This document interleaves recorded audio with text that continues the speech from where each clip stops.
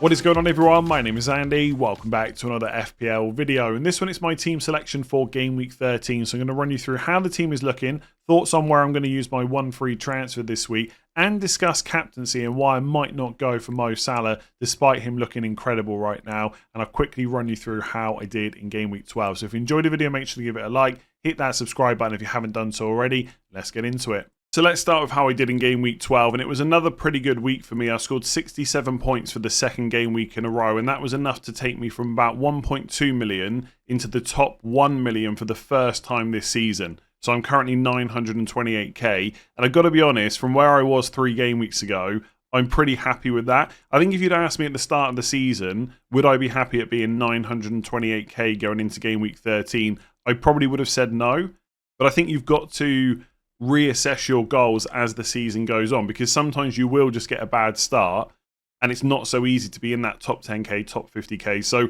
at the moment, from being 2.9 million 3 game weeks ago, I'm pretty happy with being 928k, and I've pretty much got one man to thank for it, and that is Mo Salah. Shouldn't forget Fernandes is 27 points over game weeks 10 and 11, but he blanked this week. Salah, on the other hand, my captain, I switched from Haaland in game week 10. Another return for him, 26 points with the captain's armband. And honestly, I feel so lucky again about that move, because I think it was quite a close call in game week 10, and I think it's gained me like 50 plus points. And that's because of captaincy more than just the fact that Haaland has blanked. So not only is Haaland blanked, Salah's done really well, and I've captained him every single week. And I try and make decisions for my FPL team without thinking about all the noise from the comments on YouTube, Twitter, Instagram, etc. But I do sit there sometimes and wonder, what would the comments be like right now had I not made that switch, which plenty of people didn't, and that would have been a perfectly good call. Like, I'd be 50 odd points down, and it wouldn't have been season over, but it definitely would have felt like it. So Salah, lot to thank for him. My move last week was Trent to Saliba, that gave me triple Arsenal defence. And a lot of people have been asking me why I made that move. I did talk about it on the deadline stream and on the knee-jerk stream. Basically, it got to about 1 a.m. on Saturday morning. I thought, I need to sleep. I've got to make a decision.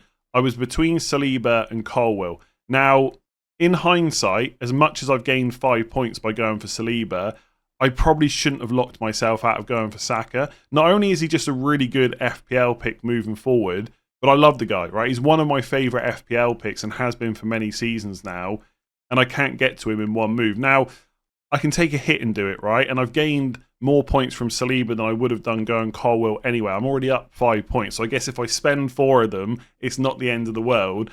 But it probably was a mistake. The thinking was that instead of going for Saka, because I'm probably not going to captain him in any game weeks over the next 5 to 6, I could just go for someone like Son instead. And I may well do that. I'll talk that through in a minute. But I should have just left the option open to go for Saka, because I've got the money in the bank to do it in one move. But I don't regret everything I've said this week, that apart from Saka, and I do think that is a big reason not to go triple defence, there's no other reason not to go for 3 of the best options in the game, right? Arsenal is the best defence. People can talk about risk and all that stuff, but essentially I've picked 3 of the best defensive options in the game. Arsenal defence is great, and I'm also happy that I went with it, because after the double up did so poorly from wildcard 6, I think kind of doubling down by going for a triple up really emphasises how much I backed myself for how good that Arsenal defence is. And they may well concede this week, right? I get that. But going forward, they will be one of the best defences from now until the end of the season. So I probably shouldn't have done it, but I have gained 5 points from not going for like a Lewis Hall or a Colwill instead. So Raya, Gabriel, Saliba all got a clean sheet. Saliba got a bonus point as well, so he finished on 7. And then Pinnock got a clean sheet against Everton. When Brentford went down to 10 men, and by the way, that red card's now been rescinded, I thought there's no way he keeps a clean sheet. So to get it in that Everton game, I'm really happy with, because I've played him quite a lot. I've missed the 2 goals. He was on my bench for that. So to get the clean sheet this week was big. So I got a full house of clean sheets. Salah captain, Solanke assist. Otherwise, Rodgers, Mbeumo, Fernandes, Palmer and Raul Jimenez all blanked. I got Strand Larsen on my bench with 5 points. He got an assist. Not too worried about that decision. It was between him and Rodgers. I was always going to play Raul Jimenez anyway. So, yeah, pretty good week. Hopefully it continues. I can't see Haaland blanking forever, Like, he's doing pretty well in the Champions League, for example. But my hope is that once Haaland starts firing, that so do all my other players, and it won't be such a concern. So good week. Triple Arsenal defence coming in nicely. It's not going to be that easy moving forward, especially without Saka, but let's talk about it. So going into game week 13, I've got one free transfer and 2.7 million in the bank. Now, I don't like having that much money in the bank for too long, but I do think it will get spent over the next game week or two. And it puts me in a position where I can pretty much get any player in the game in one transfer, apart from Erling Haaland because he's so expensive, and an Arsenal player because I've already got 3. Now, I can't go, from example, Strand Larsen to Isak, but if I really wanted Isak, I could sell Solanke, and with Rico Lewis on my bench, I can go to any defender I want. So it's nice to be in that flexible position, but I don't want to have that much money in the bank too much longer. In terms of my defence, Fabianski, I think it's 2 clean sheets in a row now. Looks like he's going to keep his place for a little while, but he's got Arsenal at home, so I'm definitely going to play David Raya instead. And of course, because I've got them, I'm going to play Saliba and Gabriel. So it is a triple up on Arsenal. I know there's this perceived risk with having all your eggs in one basket. One goal can wipe out the clean sheet. But on the flip side, I only really need Arsenal to keep a clean sheet. And then I've got 3 of my 4 defensive players locked in with a return. So I don't see it as a big issue. If you go and check the odds this week for who's most likely to keep a clean sheet, I think Arsenal will probably be top. If they're not top, they'll be in the top 2 because that's how much their defence is rated. So as much as West Ham beat Newcastle away from home, there is a chance to get a clean sheet. If it gets wiped out, so be it, right? It's not like every other defender is keeping a clean sheet right now. There's set-piece threat, there's saves for Raya. I'm just not too worried about it this week, but next week onwards, I might look to bring Saka in. It's worth saying, by the way, when I got the clean sheet and I tweeted about it, lots of people replied, that's all well and good, but Saka outscored them. But obviously, I've still got another attacker instead of Saka. It's not like I've got triple Arsenal defence and only 3 midfielders. I still get 4. And my plan was never to get Saka until game week 14 anyway. So for this week, I'm not concerned. It's more next week onwards that I might want to bring Bukayo Saka in. With Gabriel, he is yellow flagged at the moment. He came off in the Champions League quite late into that game. Arteta said he felt some discomfort. I'm not convinced that's a major issue. I think if he was out for a while, we would have already heard about it, unless, of course, Arsenal just don't have the information yet. So I'm going to presume he's playing. If he misses out, it's really annoying for my team, because if he's only out for a game or 2, I know long-term I want to keep him, and I don't want to put myself in a position where I sell Gabriel because he's out for a couple of weeks, I free up the spot for Saka, and then for the long-term I've got Raya and Saliba. I'd much rather have Raya and Gabriel. So him missing 1 or 2 games would be a massive pain for my team. And the worst thing about injuries at this time of the season is you can be out for just a little bit, but miss like 2 or 3 game weeks, because they play on Saturday, then again on Wednesday, and then again on Sunday. So hopefully he's fine. If he's out for a long time, then that actually makes it a little bit easier for me. I just sell him to another defender like Colwell or Van Heck, and then I free up that Arsenal spot and I just get Saka later on. But for this week, my intention is just to play those 3 players and then obviously play Pinnock against Leicester at home. I've got Greaves on the bench, Forest away. He's still yellow flagged. He wasn't in the squad for Ipswich last week, so very little chance that he starts this week. And then Rico Lewis keeps playing, but he's got Liverpool away, so I'm not expecting a clean sheet. If Gabriel's out for 1 or 2 games, I will just sell Lewis instead and probably bench Gabriel for now. If he's out for a while, I will sell him. And like I said, I'll probably just go for a cheap defender. I can afford to go from like Lewis, all the way up to Trent if he was back, or Van Dijk or someone like that, or even Pedro Porro, Vardiol. But like, I don't mind Porro, but it does put a bit more money in my defence, which I'm not sure I want to do right now. I can't buy Vardiol before Liverpool away, and I can't really buy a Liverpool defender before City at home. So it's a bit of a tricky spot. I think I would just probably go for Colwell or Van Heck, like I said. Because I think Chelsea's fixtures, apart from Spurs away in 15, are pretty good for quite a while. And obviously this is the start of a really good fixture run for Brighton as well. So my hope is I don't make any defensive transfers. I play the triple Arsenal defence and Pinnock against Leicester at home, and that's perfectly fine. If they keep clean sheets, great. If they don't, so be it, right? Like I said earlier, not a huge amount of defenders are keeping clean sheets at the moment. Anyway, so defence looks pretty good as long as Gabriel is fine. Let's look at the midfield. So part of the reason I didn't feel a pressure to buy Bukayo Saka until game week 14 at the earliest is because I knew my midfield would look pretty good in game week 13, at least on paper, and being good on paper doesn't always translate to FPL points, but hopefully it will this time. So I've got Palmer against Villa at home, Fernandes against Everton at home, Mbeumo against Leicester at home, and then Salah against Man City at home. Now, people do have concerns about some of those midfielders, but I think that looks pretty good for game week 13, and I'm not massively concerned, at least right now. With Fernandes, it wasn't a great performance against Ipswich after the 27 points in the 2 weeks before that, and about 20-25 minutes left in that game, he was put into a deeper role. So Xerxes came on, Eriksen was taken off, and Fernandes basically played where Eriksen had been, so a bit deeper. That is not ideal for FPL moving forward, but I'm not sure that change in the first game under Amorim is necessarily a sign of things to come. I think he said he'd only had 2 training sessions before that match. You know, it's going to take time to transition into how he wants to play and to get that across to the players. And he also made a comment about Fernandes, about the fact he always wants to play the long ball. And I don't think he wants a midfielder in that position, that deeper role, playing the passes that Fernandes does. But he will definitely be in that team. So I think he's got to get him closer to goal. And we can watch to see what happens in the Europa League game tonight to see if there's any improvement.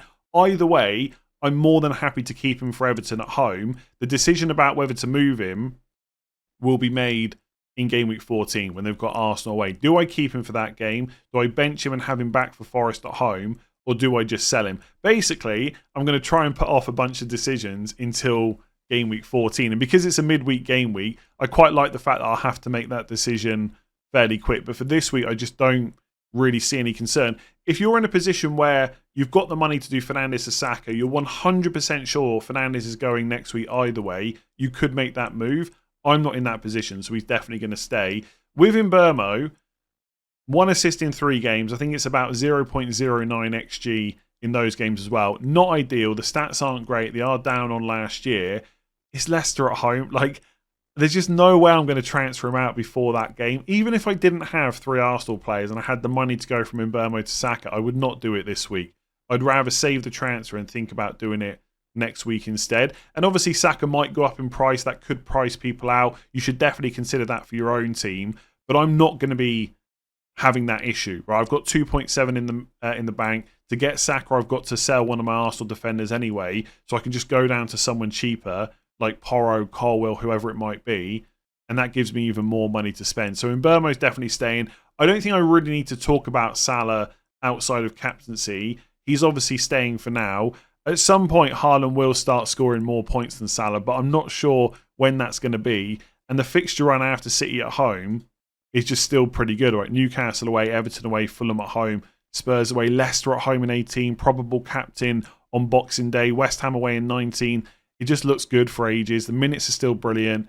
He did miss a penalty in the Champions League last night, but I think the chances of him coming off penalties are so slim, he's just staying. At the moment, I've got Palmer as captain. Now, when I did the Salah switch in game week, when I switched Haaland to Salah in game week 10, I also bought Palmer in, and my plan was Salah captain for 3 weeks in 10, 11 and 12. So what was that? I think it was like Brighton at home, Villa at home, was it? Let me just check it. Yeah, Brighton at home, Villa at home, Southampton away.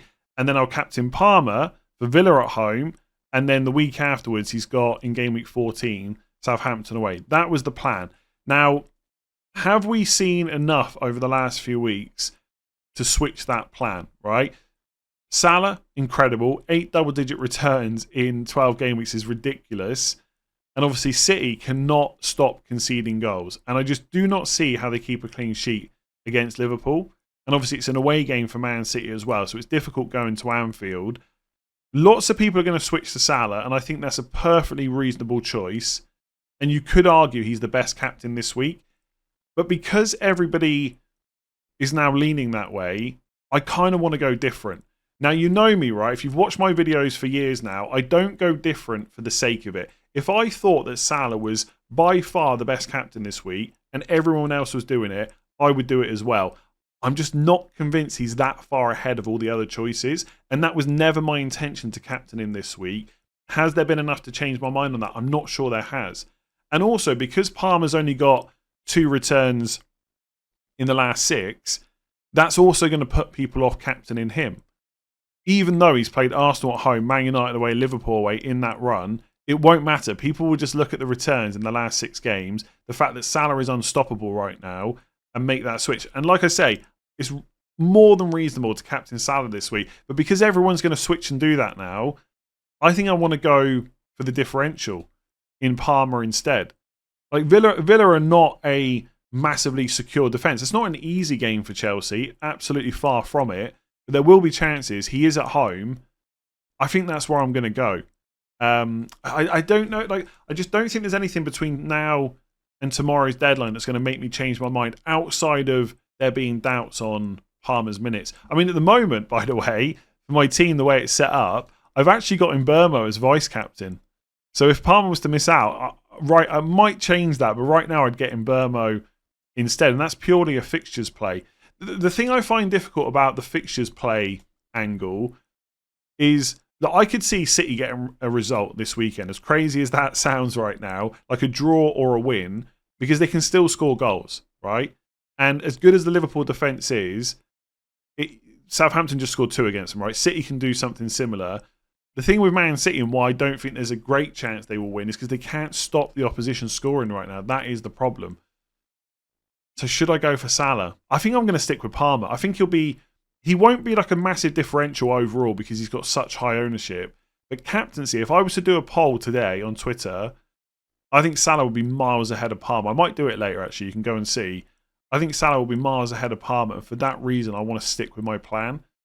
I do like thinking about captaincy in advance. This is where I'm going to captain certain players because then it gives me...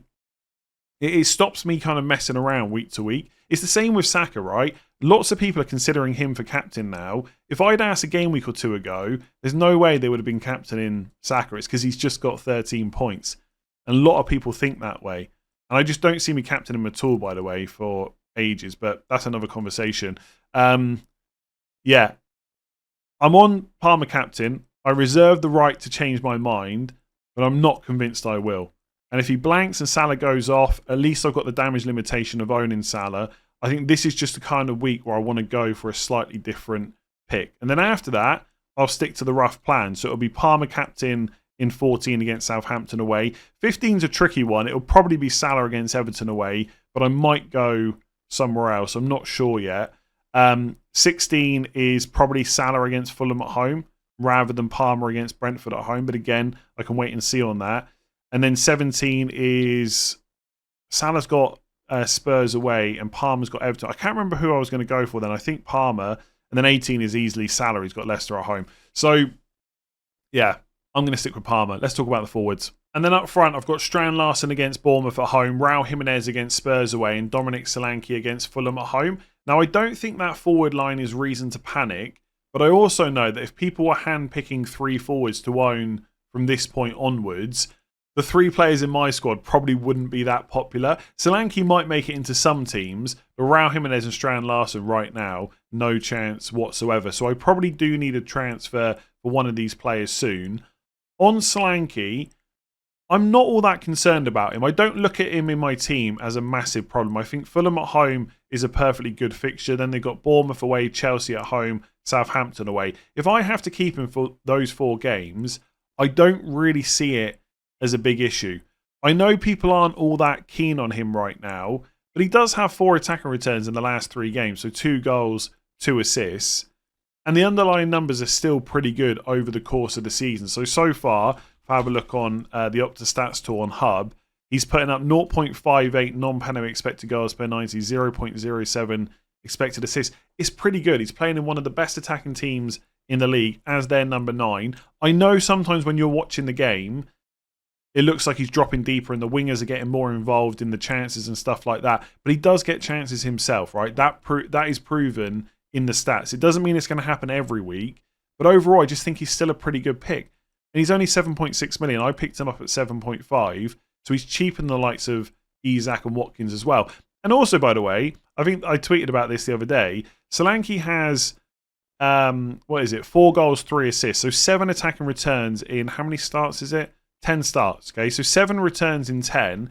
Isak is super popular right now, and he has got 6 returns in 10 starts. So Solanke's actually doing a little bit better. Now, I'm not saying that Solanke is better than Isak moving forward. I'd much rather have Isak with the fixtures they've got coming up. The fact he's definitely on penalties as well, whereas for Spurs it could be Son. I guess what I'm trying to say is Solanke's a little bit underrated as an option. And with all the games coming up, with the midweek fixtures and stuff like that, I don't really see a chance of Solanke being benched. He's just going to continue to play. So if he's in my team until game week 16 against Southampton away, not a problem. I'll reassess after that. With Strand Larsen and Raul Jimenez, I'm probably going to remove one of them with my free transfer this week. And I'm almost certainly going to buy João Pedro, not Cunha. And Cunha could continue to hurt, but I just don't think I can buy him at this point. I think that moment has basically gone. Also, by the way, I know I've spoken about SAKA a lot in this video, but one of the reasons why going triple defense now looks really stupid is when I avoided Cunha in game week 11 and bought Strand Larsen instead, that was so I could keep Trent, and he went and got injured, right? That was a little bit unlucky, but it was also so I had the money to get Saka. So not only did Trent get injured, I replaced him with an Arsenal defender and blocked myself from getting Saka anyway. So in hindsight, I definitely should have gone Cunha, and it's hurt me quite a lot. But I think the primary reason was to keep Trent. I think that was just a bit unlucky. But I'm probably just not going to buy Cunha now. Like, I think he's brilliant for the next 5 fixtures, but I also think if João Pedro gets enough minutes, he's also brilliant as well. And he's got the value factor. He's 5.6 million. He's 1.4 million cheaper than Cunha. And that leaves me the option to go and get Son or Saka in a couple of game weeks' time. So I'm probably going to get João Pedro. Which one of Strand Larsen or Raul Jimenez should I sell? Well, Strand Larsen has better fixtures, right? He's obviously got the same fixtures as Cunha. And up until game week 17, they're pretty damn good. Raul Jimenez has terrible fixtures over the next 4. It's Spurs away, Brighton at home, Arsenal at home, Liverpool away. And as you might imagine, I'm leaning more towards keeping Raul Jimenez, which sounds stupid, but from 17 onwards, the fixtures are very good. I think in isolation, him versus Strand Larsen, if the fixtures were similar, Jimenez is the better pick. Yes, he keeps getting subbed off early, but he always starts. And there's a pretty good chance he might take the next penalty as well. And I've got cover from Rodgers for some of these more difficult fixtures. So I think long term, it's better for my team to keep Jimenez. The only issue I might run into is if I get another injury somewhere else and I'm getting stuck having to play both Rodgers and Raul Jimenez, but I think I'd just rather deal with that as it comes. So if I show you my team on the My Team tool, by the way, if you want to check out like the Opta Stats tool, the My Team tool, suggested transfers, all that stuff, Fantasy Football Hub have got a green Friday deal on at the moment, 30% off, 30-day free trial. I'll leave a link in the description below. So if I show you my team, right, and I make the transfer, so let's say I do Strand Larsen to João Pedro. I would obviously play João Pedro this week for Southampton at home. And I think Raul Jimenez against Spurs away is not ideal. I'd rather have Strand Larsen for Bournemouth at home. But also, Spurs might be without Romero, Van der Ven and Vicario. So it's not the worst time to play them. They always give up a chance. Game week 14, I would play Raul Jimenez against Brighton at home. No real issues with that. Game week 15, Jimenez has got Arsenal at home. So I would play Rodgers instead and just play a 3-5-2. So I'd have João Pedro against Leicester away, Solanke against Chelsea at home up front. Game week 16, Raul Jimenez has got Liverpool away, Rodgers has got Forest away. That's not ideal, but it's also not terrible either. And then when you get to game week 17, you've got that Southampton fixture for Raul Jimenez. So he comes in the same week that Rodgers is playing Man City at home. So that rotation actually works out pretty nicely, to be honest with you. And then I think from 17 onwards, I'd much rather have Raul Jimenez in my team than Strand Larsen. It's not a move I'm certain on, because I might get to like game week 17 when Fulham fixtures get really good and decide I want to go to a different forward altogether. And if I do that, then I might as well have kept Strand Larsen with the better fixtures now. But I think Raul Jimenez is just good value. And I think at some point I will want to spend that 2.7 elsewhere in midfield. And I won't necessarily have the money to go to like Solanke, Isak and João Pedro or something like that. Just to show you how it looks if I keep Strand Larsen. So I just put my team back in now. Basically, obviously, it gives me better fixtures from him, but then I'm missing out on the points potentially from Rodgers. So I'll change it to 1 game week and we'll sell Raul Jimenez instead. I'll just show you that I don't really need Strand Larsen all that much. So I'll put João Pedro in and just save that. So game week 14, I mean, I'd probably play Rodgers over Strand Larsen in 14. Rodgers has got Brentford at home. Strand Larsen's got Everton away. So I wouldn't necessarily need Strand Larsen that week. I'll just save that. Then if I go to game week 15, again, Rodgers got Southampton at home. I'd probably play him over Strand Larsen. In 16, Strand Larsen does have Ipswich at home. I would definitely play him instead of Rodgers. But then in 17, where Strand Larsen's got Leicester away, if I keep Raul Jimenez, he's got Southampton at home anyway. So essentially, it's kind of Bournemouth at home and Ipswich at home versus Spurs away and Southampton at home, something like that. And then long-term, Raul Jimenez is the better option. So I think I sell Strand Larsen, which I know probably sounds like it doesn't make any sense, but that's probably what I'm going to do. And I don't think that João Pedro is essential or anything like that, but I just think his price is going to continue to go up. The fixtures are so good, I don't really want to miss out. So I think Strand Larsen to João Pedro is going to be my move. And then for future moves, I'll just quickly talk you through this. When I get to game week 14, I'm going to have Salah against Newcastle away, Palmer against Southampton away, Fernandes against Arsenal away, and Mbeumo versus Villa away. I don't see Mbeumo as a massive problem. I've said that already, but I've got 2.7 in the bank. I could do Mbeumo out to anyone that costs 10.2 or below. That includes Bukayo Saka, apart from the fact I've got 3 Arsenal defenders. So I could just go for Son, right, as a differential and just put him in. And then that would be my midfield moving forward. If I really didn't want to play Fernandes against Arsenal because I've got triple defence, I could just bench him for Rodgers and then play him in game week 15 against Forest at home. So that's my potential plan, right? João Pedro comes in this week, and then in 14, as long as basically I've got, do I get Son for free in one move, or do I take a hit to take out Saliba and get Saka? I think I basically put that decision off until game week 14. And at that point, when we get to 14, I'll have seen Fernandes play in the Europa League and against Everton. And if in both of those games he drops deeper, just doesn't look great, instead of selling Mbeumo in game week 14, I can sell Fernandes instead. Also, by the way, in game week 14, right now I've got triple Arsenal defence against Man United at home. Not that terrible. But I've also got Pinnock against Villa away, Lewis against Forest at home, and Greaves against Palace at home. If Lewis and Greaves don't look like they're going to play, I've either got to play Pinnock against Villa away or make a defender transfer instead. So all I can tell you right now, like basically 14 onwards is going to be a bit of a mess. 13 is easy. So in game week 13, I bring in João Pedro for Strand Larsen. Like that move will definitely be made. Let me just put that back in again here. And then in 14, do I make a defender transfer? Do I just play Pinnock? Do I get Son or do I take a hit? Do I sell Fernandes or do I sell Mbeumo? I'm not going to give that too much thought because all it takes is one injury and the transfer plans for 14 are in tatters anyway. But all I know is I've got 2.7 to cover me.